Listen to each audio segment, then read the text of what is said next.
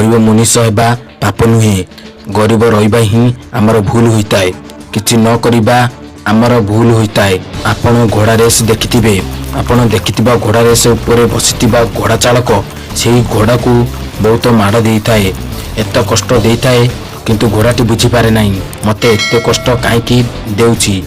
किंतु आपण वास्तव रे देखिबे सेही मालिक घोड़ा को जितेइबाकू चाहुथाए। एहिपरि भाबरे आमर मालिक भगवान अटंती, आमको गरीब दियंती, आमको असुविधा रे पकाउछंती, आमको कष्ट देउछि। थरे एई कथा को बुझंतु, आमर मालिक आमको जितेइबाकू चाहुचंती।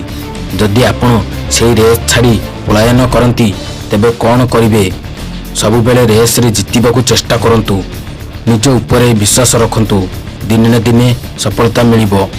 जदि ए वीडियोटी आपनको भल लागिताए like, share, comment and subscribe करी घंटी चिन्ह को दबाई दियंतु। Thank you.